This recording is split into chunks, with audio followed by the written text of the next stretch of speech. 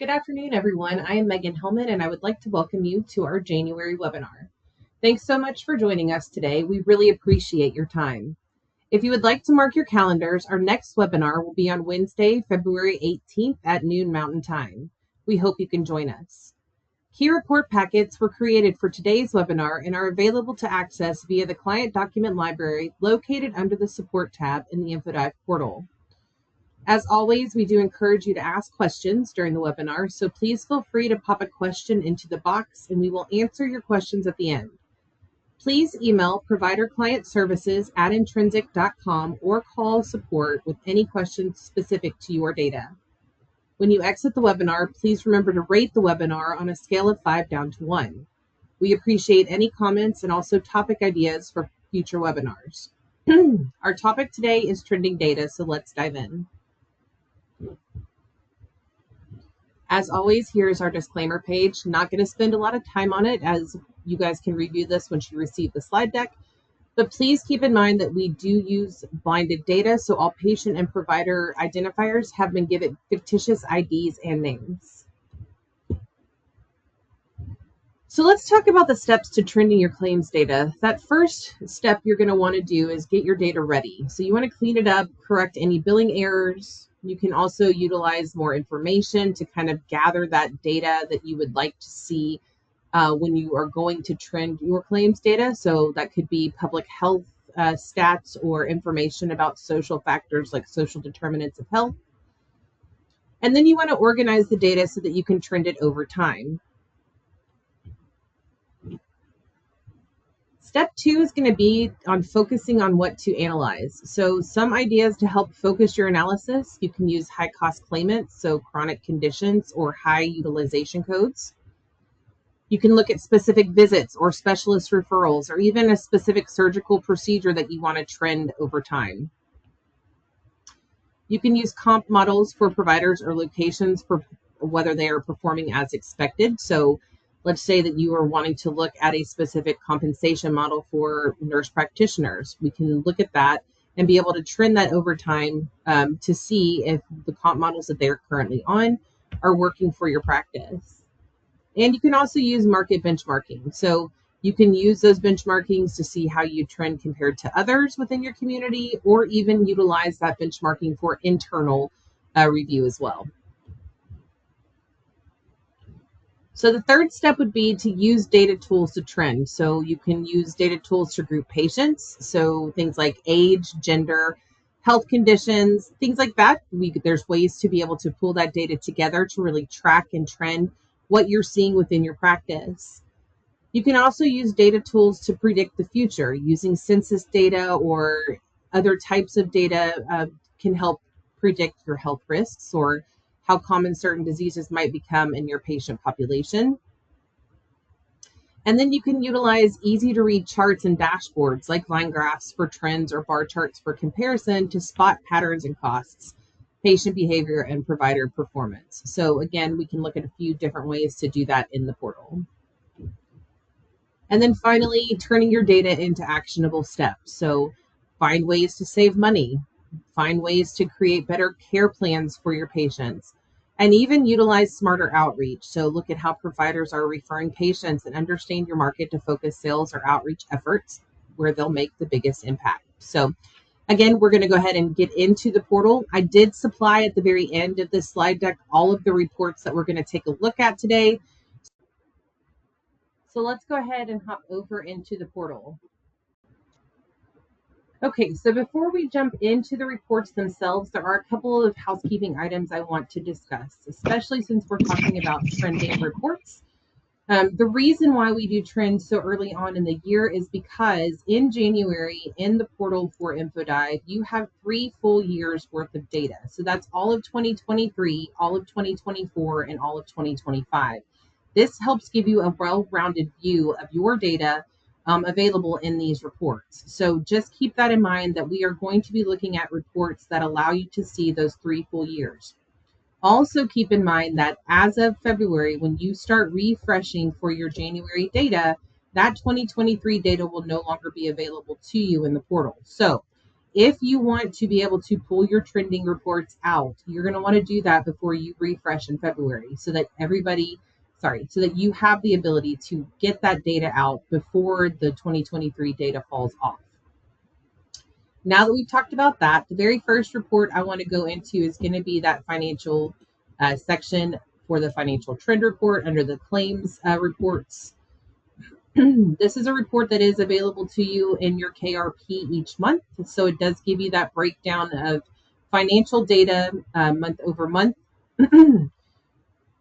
So we normally talk about this in the aspect that we are looking at, obviously, financial metrics in here. So we're taking a look at service lines month over month, year over year. We're looking at charges, percent of Medicare.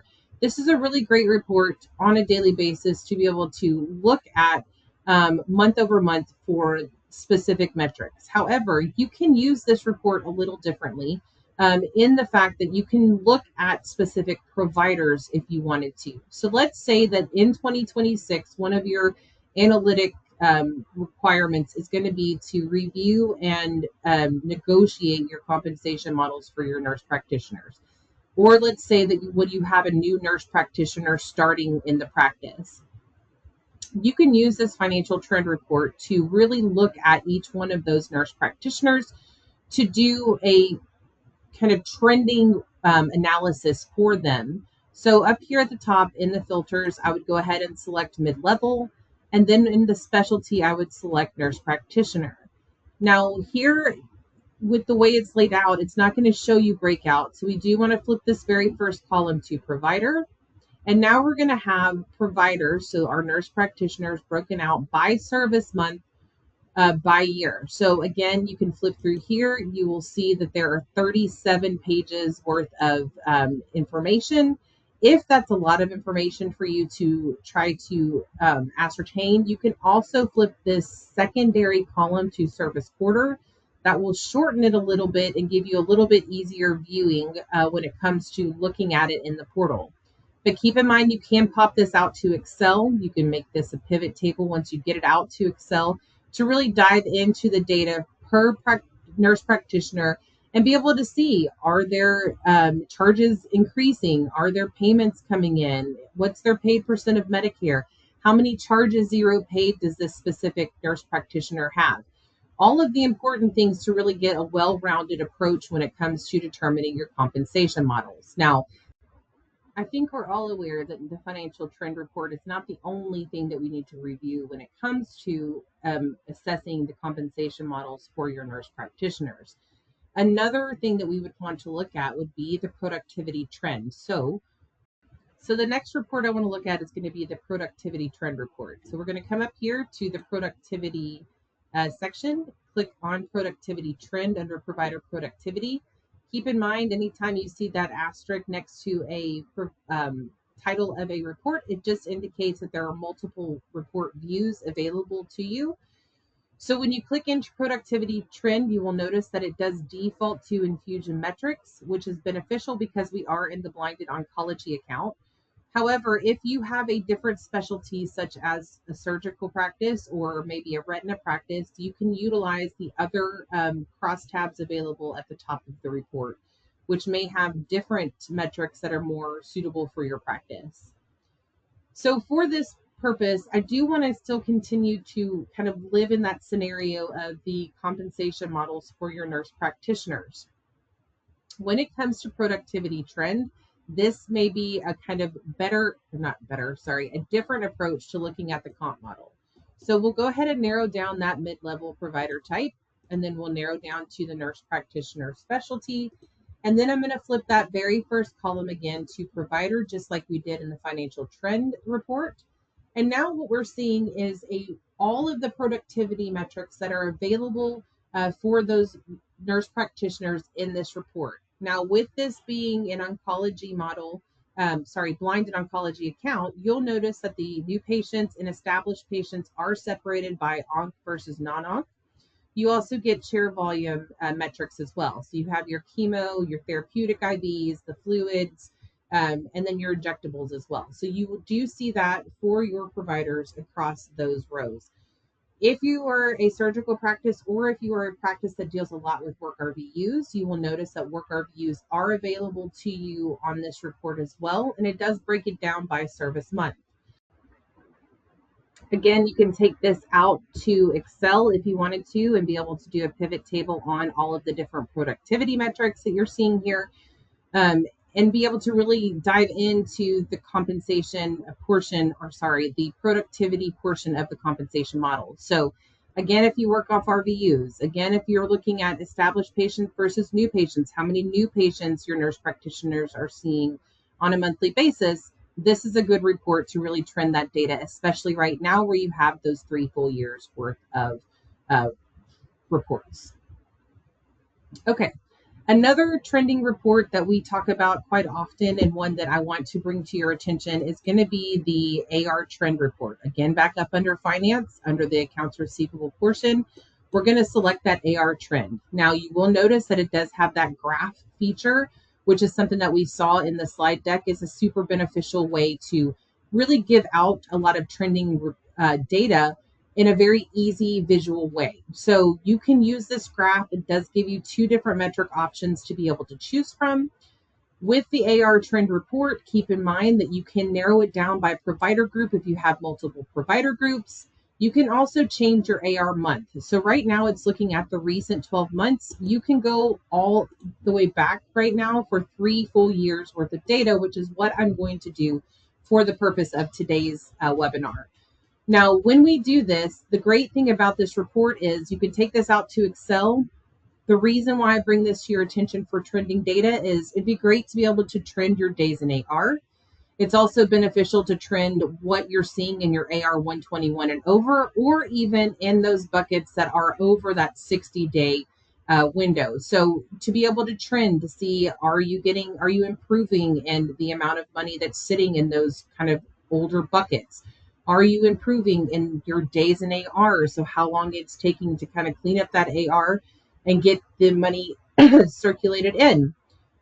So this is a really good report to do that with and be able to tell, different metrics for AR purposes. So one more trending report that we have in the system.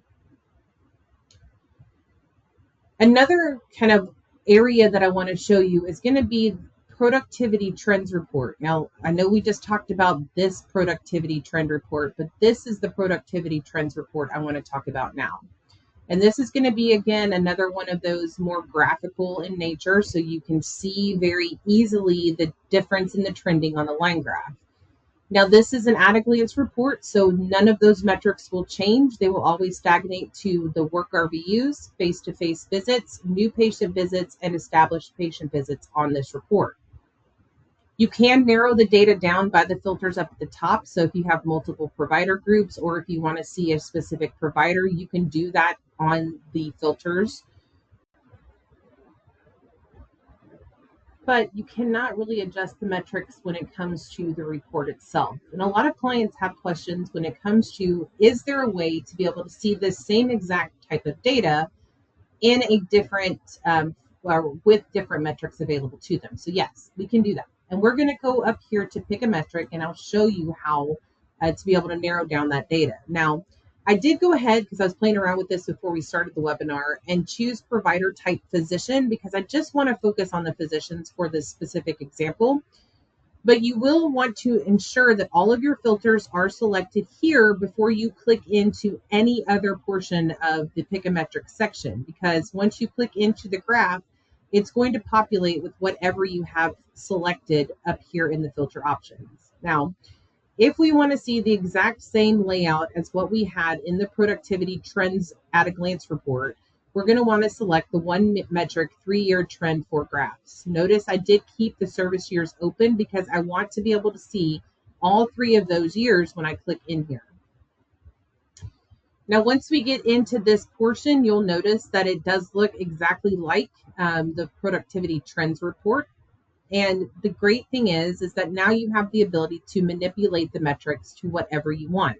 So if you want part of your metrics to be productivity trends and part of your metrics to be financial trends, if you want a portion of it to be, or if you want all of it to be financial trends, you can do that by just dropping down on the metrics box and choosing which metrics you want to see. It does default to new patients, established patients, charges, and work RVUs, but you can choose to update this to however you want. Now, you can go back to your filters if a specific provider is asking for more information about certain metrics and you feel like a graph would be beneficial for them. You can go back to the filters, select a specific provider, and then print this out and hand it to them. It's a very good way of seeing a visual line graph for those 3 years worth of data.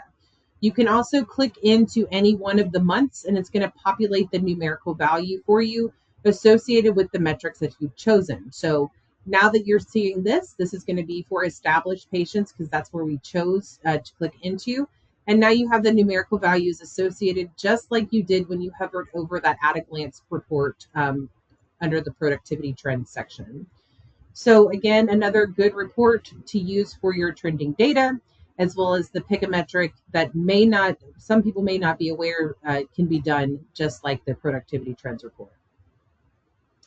Okay, so there are just a few more reports that I want to show you. They are not technically trend reports, but they are ones that you can utilize to kind of tick off certain parts of that step-by-step trending analysis that we talked about in the slide deck. So the first one's going to be that primary diagnosis, and that's going to be under this coding section up here. And then it's going to be under the diagnosis area. Now, primary diagnosis ad hoc is going to give you a whole bunch of information regarding the different diagnoses that you see in your practice. The reason why I'm bringing this one to your attention is because if you are looking for cohort analysis, or if you're looking to group patients by specific diagnosis to trend that data, this is a great report to do so. Now, you can sort this on new patients and be able to look at what diagnosis has the highest number of new patients for your specific practice. And that may be the best way to go. Now, this practice alone has gynecological exam, the general routine, as having the highest number of new patients. The good thing about this report is this may be a very broad overview where you can see the unique patients, new patients, established patients, etc., for that specific diagnosis code, but you can also dive into that diagnosis code as well. So let's say that we want to see what providers are seeing those patients with that diagnosis code. We can go ahead and click provider, and now this report has broken down by that specific diagnosis code with the providers that are associated with those patients. Now, let's say from here you want to say, okay, I want to see how many charges have been zero paid by provider for this specific diagnosis code. Well, we sort on charges zero paid, and we'll see that Dr. Levi has the highest number of charges zero paid for this specific diagnosis code. You can then take this report, filter down into Ella Levi, and see patient ID, and then that's going to give you the list of those patients in descending order for those charges zero paid for that specific diagnosis code for that provider. So again, just a really good way to kind of get that data where when you're trending it, you want to get into the details, you want to be able to analyze it.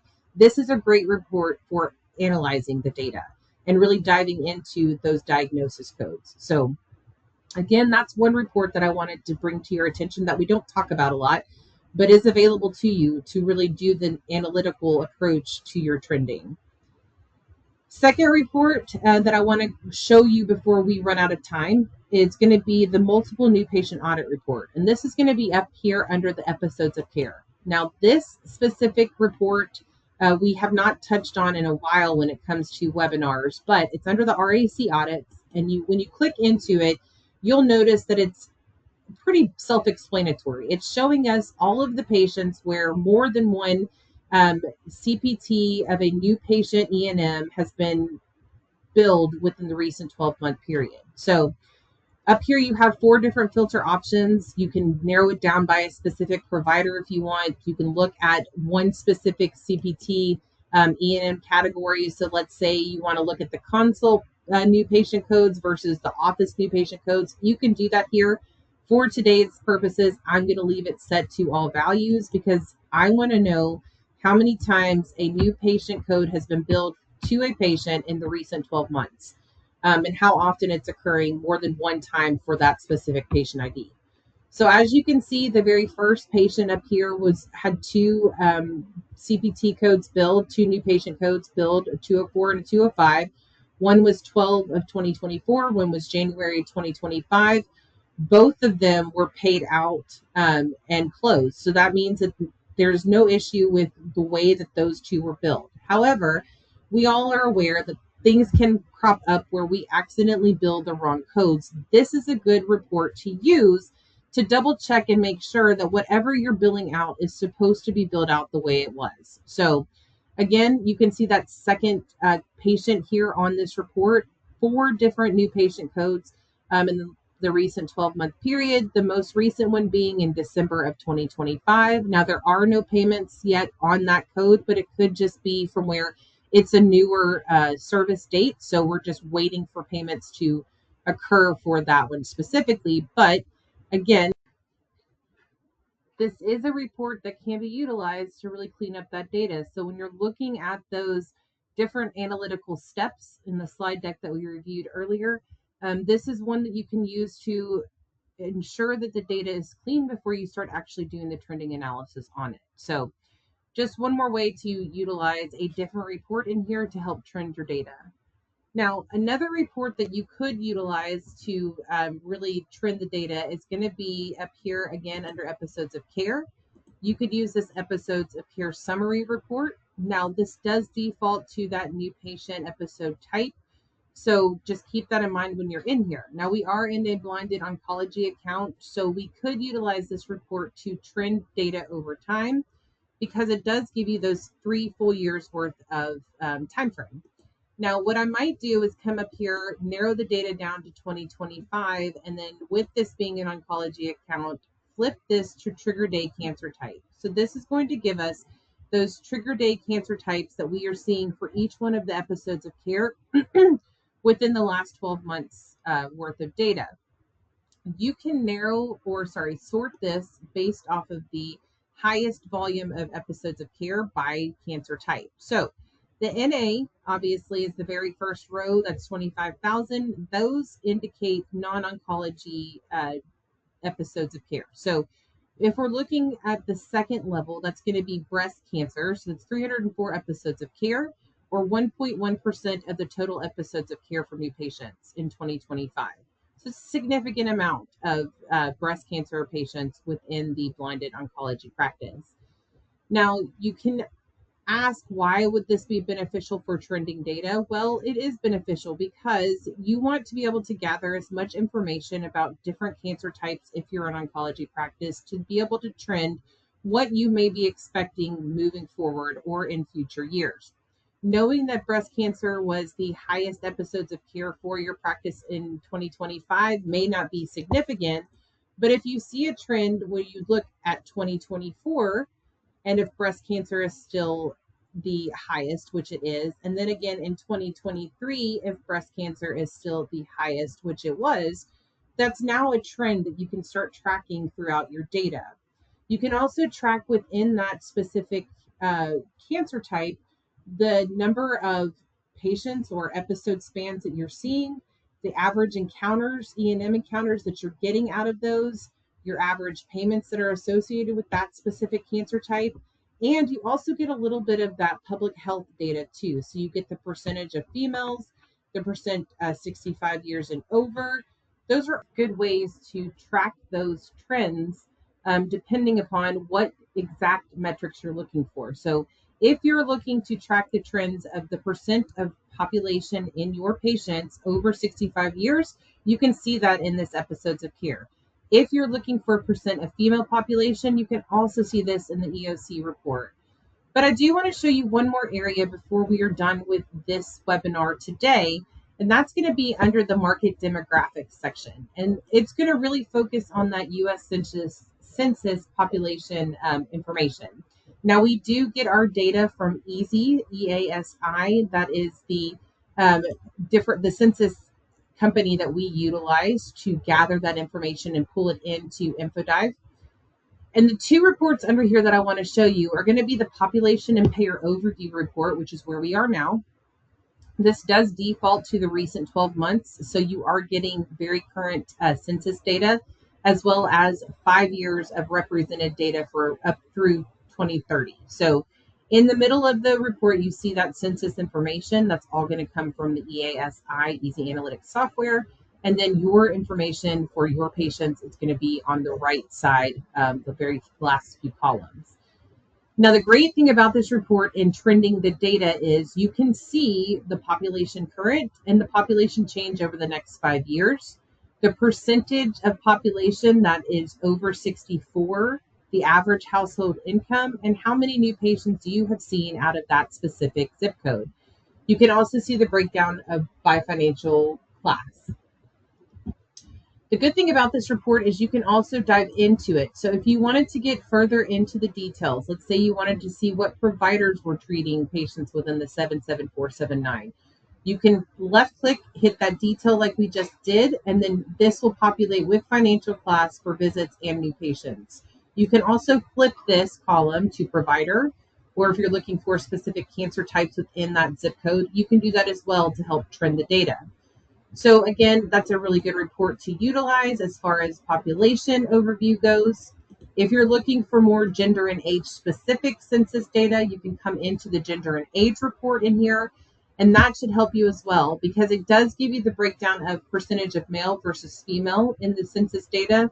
It also gives you the percentage of population based on the age band. So your age under 18, age 18 to 64, and the population of age over 64. So it really helps you to trend those different zip codes and what the future may look like by each one of them. It also gives you your patients and the new patients again for each one of those zip codes, and you can dive into the detail as well here. So it will give you that visit breakout by financial class if you wanted to filter it or to flip it to provider to see what providers are treating those patients, maybe what locations you're looking at growing in those specific areas.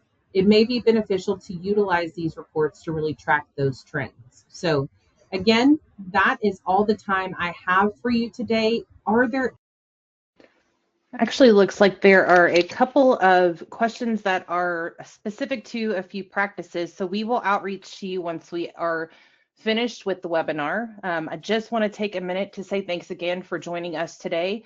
And don't forget to rate the webinar on a scale of 5 down to 1. I hope you guys have a great rest of your week. Thanks so much.